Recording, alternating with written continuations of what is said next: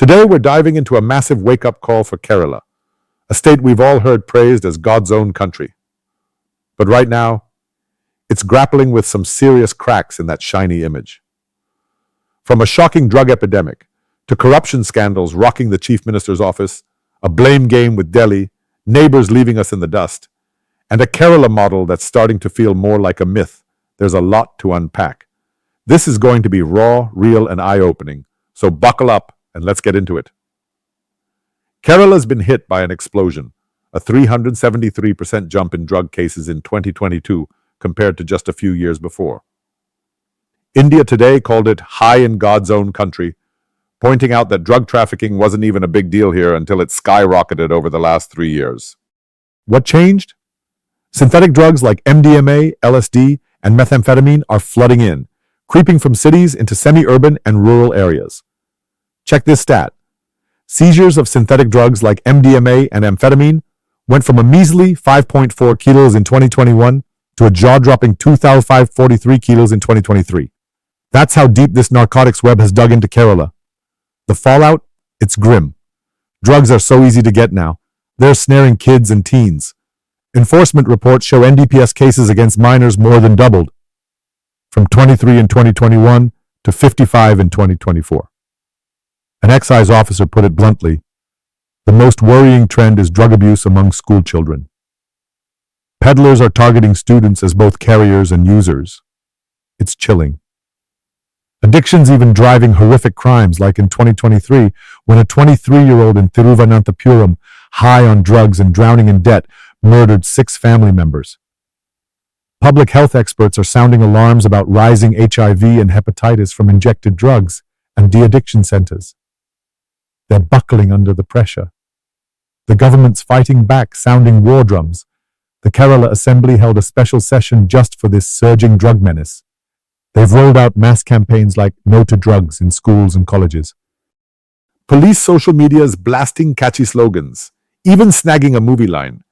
Narcotics is a dirty business, to grab the youth.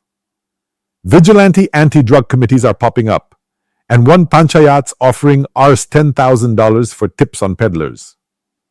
There's a new anti-narcotics task force led by an ADGP rank officer to crack down hard. But here's the kicker. Even with a high conviction rate, the drug supply is growing faster than the cops can handle. Synthetic drugs are a nightmare, easy to hide, easy to traffic. The Economic Times nailed it. Kerala now simmers anxiously over drugs, outpacing even Punjab, once India's drug epicenter. Even Shashi Tharoor, MP from Thiruvananthapuram, is saying, "We need a war on drugs in Kerala. This is extremely serious." After years of obsessing over liquor, Kerala's got the highest alcohol consumption. The state's finally waking up to a nastier threat. But drugs aren't the only cloud over Kerala. Let's talk corruption, because the scandals haunting Chief Minister Pinarayi Vijayan's office are straight out of a political thriller. Pinarayi swept into power in 2016, promising not even a whiff of corruption. 9 years later, that promise is choking in smoke. The biggest bombshell was the 2020 gold smuggling case that rocked Kerala for months. Customs officers in Thiruvananthapuram intercepted diplomatic baggage for the UAE consulate, 30 kilos of smuggled gold. The trail led to Swapna Suresh, a former consulate staffer with bizarre ties to the chief minister's office. Then it got wild. M. Sivasankar, Pinarayi's principal secretary and right-hand man, was neck-deep in it. By October 2020, the Enforcement Directorate arrested Sivasankar after proof he was in constant touch with Swapna, even helping her manage dirty money. Union Minister V. Muralidharan didn't hold back, claiming this exposed Pinarayi Vijayan's involvement and accusing the CM of shielding smugglers. The opposition demanded Pinarayi resign. Pinarayi denied knowing anything but the optics. Brutal! His closest aide caught red-handed? Ouch! It got worse in 2021-22 when Swapna, after months in jail, dropped a bombshell in court claiming a bag stuffed with cash was sent to Pinarayi in Dubai in 2016 during a UAE visit. She swore the CM, his wife and daughter were in on it, detailing it under a sworn Section 164 statement. These claims, unproven so far, gave the opposition a field day, dubbing it the CM's office gold scam.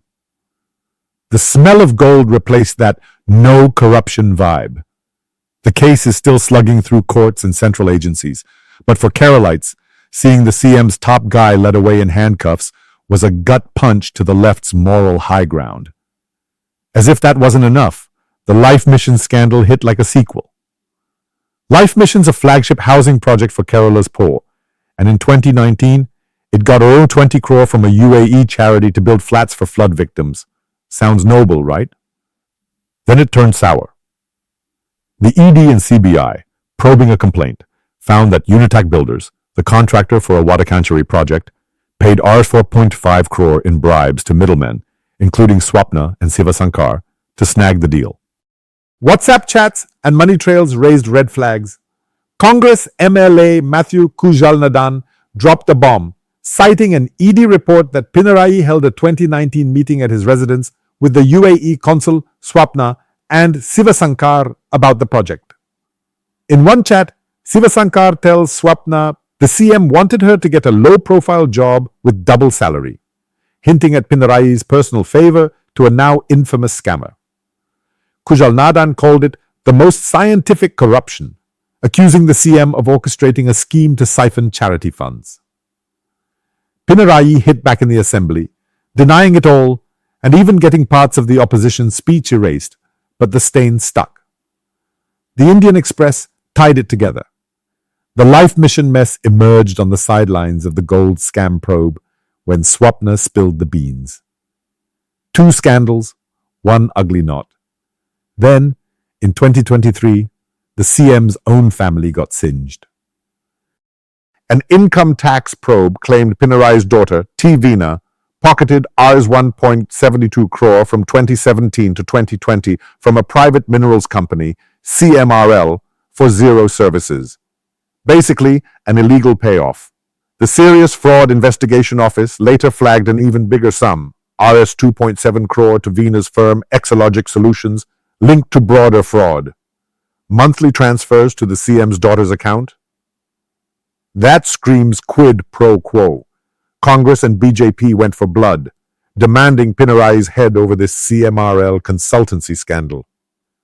Pinarayi snapped at reporters, "You want my blood, but you won't get it easily."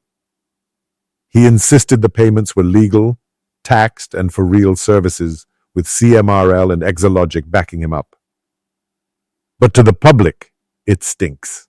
Veena's firm getting fat checks because she's the CM's kid? Pure nonsense, Pinarayi says, but the union government greenlit prosecuting Veena in 2023, and the ED's now sniffing around. For a communist leader who once blasted nepotism, having his daughter's bank account on primetime news? That's a rough look. Even some left fans cringed as the CPIM had to defend the CM's family in a money scandal, far from their usual righteous vibe. There's more. Allegations of a shady COVID data deal with a US firm, Sprinkler in 2020, and a 2021 AI camera contract the opposition claimed was rigged for a CPIM leader's relative. Not all scream personal corruption, but they pile onto a vibe of misgovernance. Pinarayi denies it all, calling probes political hits, but the scandals keep coming.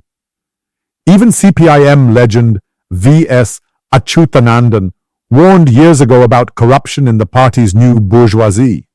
Now, the smoke's billowing right from the CM's office. And then there's the blame game, Pinarayi versus New Delhi. For 9 years, the Vijayan government's go-to move is pointing fingers at the center for every problem. Fiscal crunch? Delhi's fault. Stalled projects? Delhi's neglect. Protests? Delhi's meddling. Sure, there's real center-state tension. Kerala's debt's a mess, and Pinarayi's screamed about the center capping borrowing and slashing revenue shares. He's called it partisan, even threatening to sue the union and team up with other states to fight borrowing curbs. He blames GST for gutting Kerala's tax power. The Kerala governor, oddly, backed the state's push for more borrowing and dues, but the opposition's not buying it. BJP's Prakash Javadekar says Kerala got special breaks, Rs 48,000 crore borrowing in 2023-24, plus Rs 34,000 crore in grants and devolution. Instead of thanking the center, he sniped, they're hiding their failures. He's got a point. Borrowing limits come from the Finance Commission, not BJP whims, and the Kaji says Kerala's living beyond its means. That's homegrown trouble. Yet every time Pinarayi is cornered, it's center did it. Fuel prices spike? Blame central excise duties, not state taxes. 2023's heavy tax hikes, fuel, liquor, you name it. Pinarayi says Delhi's policies forced his hand. Asha workers protest low pay. He claims the center didn't raise their share. He's always saying Kerala's owed cash, GST compensation, flood relief, implying Delhi's starving the state. When the ED and CBI dug into the Gold and Life Mission cases, Pinarayi and the CPI-M cried BJP vendetta. They protested ED summons for the CM's aides, calling it an attack on federalism. Even when the SFIO tightened the screws on his daughter's case, Pinarayi roared it was political vengeance to target him. Funny thing, he hasn't been questioned himself, but the victim card's always out. Kerala's got legit gripes, like delays on an AIMS or a railway zone, but Pinarayi's habit of blaming Delhi for everything's getting old. Opposition leader V.D. Satheesan nailed it. After 9 years, he acts like someone else is ruling. Finance a mess? Delhi. Industries fleeing? Delhi. Roads not built? Delhi. Critics call it a cop-out to dodge scrutiny. Meanwhile, Kerala's neighbors, Tamil Nadu, Karnataka, Telangana, are leaving it in the dust. Once, Kerala led the South in social progress, even if its wallet was lighter. Now, Tamil Nadu's economy is over double Kerala's, with higher growth. Karnataka's the tech and startup king, hitting 8.2% of India's GDP, third biggest. Telangana, born in 2014, turned into an economic beast. A central report says every southern state but Kerala's gained a bigger slice of India's pie. Kerala's down to under 4%, while Andhra Pradesh Telangana's at 9.7%, Tamil Nadu 8.9%. That means fewer jobs, less opportunity here. Industry? Kerala's got no big wins, no car plants, no major manufacturing, and a limping IT sector. Tamil Nadu's reeling in Apple suppliers and EVs. Karnataka's into aerospace. Telangana's TS iPass system snagged Google and Amazon data centers. Kerala? It's got a rep for strikes and high costs. The government brags about 3,34,000 new ventures and Rs 22,000 crore investment over 3 years. Sounds nice, but Tamil Nadu pulled Rs 1.4 lakh crore in one summit. Telangana's yearly haul often tops Kerala's 5-year total. Startups? Kerala's scene's worth Rs 170 crore. Telangana's over Rs 830 crore, with Karnataka and Maharashtra way ahead. No wonder Kerala's startups bolt for Bengaluru. Governance? Neighbors are leaner. Karnataka and Tamil Nadu deliver with smaller bureaucracies. Telangana fixed power shortages. Kerala's stuck with high costs and buying electricity. Education? Kerala's literacy is great, but Tamil Nadu's killing it in university enrollment and technical schools, pulling in Kerala students. Health? Kerala's strong, but Tamil Nadu's hospital network's catching up. Infrastructure? Telangana's Hyderabad airport is world-class. Kerala's just got Kochi's till recently. 4-lane highways lace Tamil Nadu and Karnataka.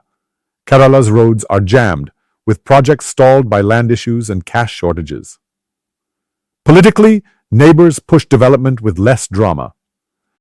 Kerala's been in crisis mode, floods, COVID, fiscal mess, while others built stability. Telangana's IT policies, Karnataka's startup hubs, Tamil Nadu's industrial parks, they're winning. Kerala's investor drives and KFON internet plan, meh, limited impact, often tangled in delays or scandals. Kerala still shines in human development, no doubt. But economically, it's slipping. A generation ago, Malayalis bragged about social progress while shrugging off Tamil Nadu's factories or Telangana's gaps.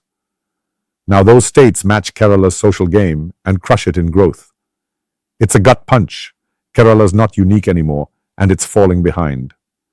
Which brings us to the Kerala model. That high human development, modest income vibe economists loved. The left government's always shouting Kerala's number one. Literacy, health, gender, sustainable development. Pinarayi never misses a chance to call Kerala a model for India. And yeah, the stats are solid. Top life expectancy, killer human development index, first in Niti Aayog's SDG index. But does 2025 back up this number one hype? Let's be real, it's cracking. Economically, Kerala's not even top 10. Unemployment? That's number one, sadly. Per capita income growth? Meh. The model's always leaned hard on Gulf remittances and government cash with weak production. Now that flaw's glaring. A Reddit quip hit hard. Kerala model, Yarus, UAE economy model. The state's own Kerala Development Report admits debt and deficits are heading to scary places without reform. Fiscal prudence? Nah, Kerala's a warning sign now, even for left-leaning economists who say welfare without growth is a trap. Governance? The best-governed claims shaky. The 2018 floods and early COVID response were gold. Global praise for Kerala's health system and community hustle. Peak Kerala model. But later, COVID waves crushed us. Kerala was half of India's daily cases for months in 2021. Missteps happened. Plus, Pinarayi's rule is super centralized, ironic for a state big on grassroots. The CMO calls all shots, and the bureaucracy that once innovated now bogs things down. Get this. Kerala's got 86% more government workers per lakh people than Karnataka, but are services better? Doubt it. An economist, Dr. D. Narayana, threw shade. One Kerala agriculture officer handles 141 hectares. Karnataka's covers 1,525. That's not governing. It's job padding at efficiency's expense. The number one in welfare brag's also wobbling. Welfare promises are outrunning cash. Unpaid pensions, stalled projects, borrowing for salaries, that's a model in trouble. The Times of India didn't mince words. Kerala's spending outpaces income. Collapse is a real risk. Not exactly number one vibes. The government loves cherry-picking surveys. First in Public Affairs Index, best governed here, top state there. But Keralites are fed up with the gap between propaganda and reality. Potholed roads, sky-high prices. Kerala's got some of India's priciest petrol and milk. Scarce jobs pushing youth abroad. The Kerala model assumed people'd stay to enjoy it. The Exodus says they're done waiting. A brutal countercurrents piece called it, "Time to unravel the myth of the Kerala model, a bankrupt, unstable state." Harsh maybe, but it hits home for folks seeing the disconnect between Kerala is number one posters and daily struggles. Pinarayi's defended his record, boasting the GSDP grew from Rs 5.6 lakh crore in 2016 to Rs 10.17 lakh crore by 2023. Sure, it nearly doubled, but so did most states. What's missing? Real change. Kerala's growth is consumption-driven. Remittances, government spending, not investment. Revenues tight, deficits are ugly. Being top in social progress is awesome, but chilling on that while others catch up socially and boom economically? That's risky. 9 years in, Pinarayi's government has Kerala at a crossroads. He insists we're still a model. Literacy, health, progressive vibes, even claiming better business ease, which folks dispute. Kerala's unique, with brains and social capital other states envy. But the last decade's shown the old model's limits. Stagnation, migration, drugs, corruption taints, Delhi fights, neighbors outshining us. That's not number one. It's a state coasting on past wins and loud rhetoric while cracks grow. Kerala can bounce back, but it needs brutal honesty and bold moves. Not more "we're the best" talk. Experts warn, swap hubris for pragmatism, or the Kerala model might end up a cautionary tale, not a success story. The clock's ticking for Pinarayi and the left to close the gap between their Kerala is numbered one claims and the reality millions of Malayalis live every day. Will they step up or keep sliding?